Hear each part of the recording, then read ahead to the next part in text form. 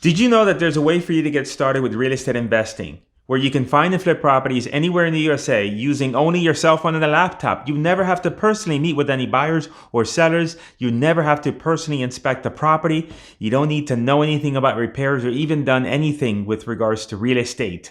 Sounds a little bit far-fetched, but it is in fact the case. And in this three-part video series, I'm going to walk you through step by step the entire process, and at the end you are going to be a believer and you're going to know exactly how it gets done. And I am the best person to teach you that. Why? Because I'm the person that created the term virtual wholesaling. I invented this 12, 13 years ago. Lots of people have used this system, thousands of students, and now it's your turn to be able to utilize virtual wholesaling as a way for you to get started with real estate investing, as a way to take your business, if you are already a real estate investor, and expand it into new markets. And that's what we're going to do here today. We're going to do that on my computer screen. And I'd say let's not wait any longer and let's get started. And again, I'm going to teach you the easiest, what I believe to be the fastest and the lowest risk way to get started in making money in real estate. And that is again with virtual wholesaling. And as I mentioned, I'm considered the godfather of virtual wholesaling. Why? Well, because I invented this whole thing. I created this from scratch. Back in 2007 is when I first registered the domain Virtual Wholesaling. I own all the domains. I was actually doing this a few years prior to 2007. I've had thousands of students. In fact, a lot of the people teaching virtual wholesaling got to start from me. And so I've trained thousands of real estate investors to use this strategy and to build amazing real estate businesses. And before we begin, I want to make sure that we're all on the same page. So this is only going to take a few minutes. If you already know what wholesaling is, just give me a minute while I get everybody up to speed. And so what is real estate wholesaling versus real estate flipping? Because we're talking about wholesaling here. Actually, we're talking about virtual wholesaling, but we got to make sure you understand wholesaling to begin with. And so a typical real estate investor, they need to go out and find houses that need a lot of work. They will go out and inspect these properties, talk with the owners, and then they're going to go to their bank and take out a bunch of cash or sign an application for a loan to be able to buy these houses.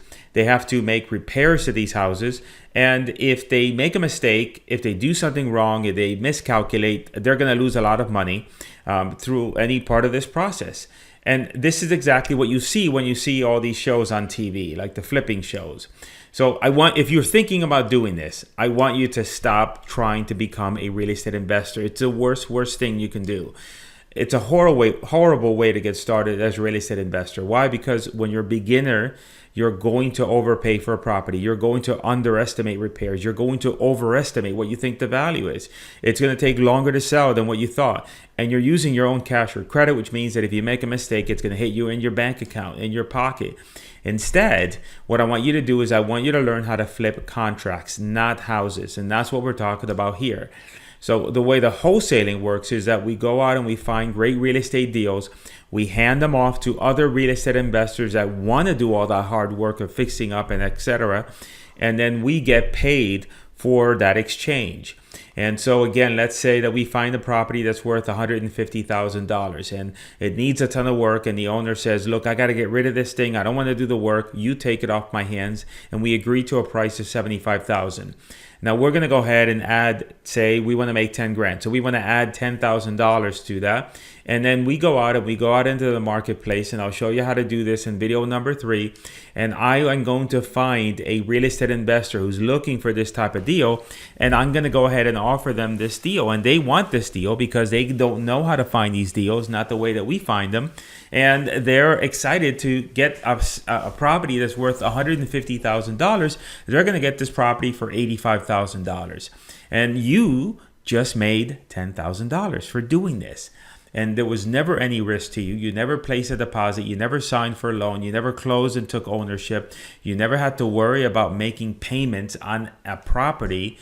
And you don't need to have a real estate license also to be able to do this business, except if you are in Illinois. Illinois has a law that says that you can't do this without a real estate license. But good news is that there are 49 other states that you can do this in. So don't worry, we got you covered. And virtual wholesaling makes this even easier to accomplish. You can do this anywhere in the USA without ever leaving the comfort of your house. using only your computer and an internet connection. And the best part of virtual wholesaling is you can do this without having to meet with the property owners, without having to meet with the buyers, without having to personally inspect any properties at all. And this is how I was able to travel. And every single summer, I go away for 30 to 45 days while still doing deals, all because of virtual wholesaling. Now, there are 4 reasons why I think you should consider virtual wholesaling as you start your real estate career. And let's go over these. Number 1 is that if you are living in a foreign country, you're living in Israel, you're living in South America, you're living in Canada, in Alaska, it doesn't matter. Although Alaska is not a foreign country, I just caught that. But forgive me, you can do this business living outside of the U.S. And I've got a lot of students in Israel. I've got students in South America. And this is great. Virtual wholesaling is great if you live outside the U.S. Now, a disclaimer is that you got to consult with your attorney or CPA just to make sure that you're legally compliant. I'm not going to give you any legal advice, but you find the right attorney and they'll be able to help you walk you through this. Reason number 2 to do virtual wholesaling is because your real estate market is too difficult as for a beginner, and so you're going to really struggle to find deals and to get deals done, and so you want to be able to work in a different market. And the example would be is that if you are in California. In California, it's a very difficult market. Prices are expensive. You're going to really struggle to get deals done. If you live in New York, you have to deal with attorneys and you have to put large deposits on transactions, and so therefore it is a very difficult market to work in. So that's a market that you want to avoid. Another example would be in Riverton, Wyoming. I don't have anything against Riverton, Wyoming, but it is a very small town with very little activity. And so you're going to struggle if you're in that market to do deals. Maybe you might do one here or there, but you don't have enough of a population size in order to be able to do deals. So reason number 3 to do virtual wholesaling is because of lifestyle. And again, you can do deals from anywhere. You can do deals from just being in a coffee shop. Here's me in my home office. So you can work from home. Here's me in my backyard. I can sit in my backyard and look out over the pool and enjoy the great weather and still be able to do deals from my laptop. Basically, you don't have to meet with buyers or sellers or inspect any properties. All you need is your laptop and an internet connection and just a few tools. There's no rehabs or fixing up of properties, no having to deal with and coordinate with contractors.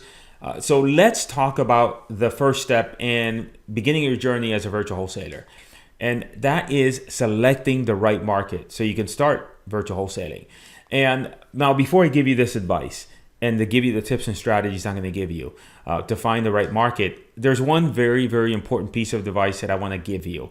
And that is that once you choose your market, commit 100% to it and don't bounce around. The worst thing you could do is bounce around and try a little bit here, a little bit there. You got to pick one market. You got to stick with it. Now, market selection tip number 1 is choose a market that you are already familiar with. So maybe you've visited this market in the past. Maybe you have family members. Maybe it's your hometown. Maybe you plan on visiting. Maybe you like to visit. Maybe you want to do business there. Maybe you're thinking, hey, I'd love to go to North Carolina and do deals in North Carolina. And hey, I can also vacation there at the same time. That would be great. Well, that's why virtual wholesaling works.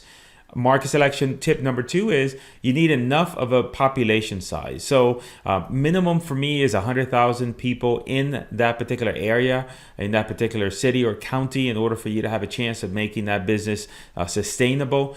So a place that's not really good is Riverton, Wyoming. It's just a very, very small place. And so you're going to struggle doing deals consistently there. Now, if you want to figure out which are the largest counties in your state, just simply Google it. Type in largest counties in and put in your state. I did that for Florida. I found the result here, gives me all the information I need, and from there I can pick a market and off to the races I go. Market selection tip number 3 is avoid difficult market. As I mentioned before, if you're in California is a very tough market. You might want to reconsider because prices are high. You're going to have a hard time finding deals. Here is New York, again, another market that I would consider not getting involved with because it's going to be difficult. You're going to have to deal with a lot of attorneys and everybody wants tremendous deposits. And so it's, again, a very difficult market. you can always go to places like citydata.com and investigate and do some additional research. But in the end, you got to stick with markets that are going to be easier for you to do deals in. Market selection tip number 4 is to be careful with what's called a non-disclosure state. Now, what is a non-disclosure state? A non-disclosure state is where there's a lot of privacy laws in place that make it difficult for you to get data. And these are the states: Alaska, Idaho, Kansas, Louisiana, Mississippi, Missouri, Montana, New Mexico, North Dakota, Texas, Utah, and Wyoming. All these are non-disclosure states. And so it's harder to get data and to do market analysis in these states without paying a lot of money for tools and multiple listing service access. And so you just got to keep that in mind. It's harder to get data and to do market analysis in non-disclosure states without having to pay a bunch of money in tools or maybe to get access to the multiple listing service. So there you have it. That is step number 1, picking the right market. Critically important. And again, as I mentioned, once you select that market, stick with it. Now, the next step is, how do we find these motivated sellers, these property owners that are willing to sell us their property at a discount? Well, it's coming up. Go ahead and click on somewhere around here is a video. Click on it. It'll take you to the next video in the series, and we'll take it from there. Virtual wholesaling. Subscribe.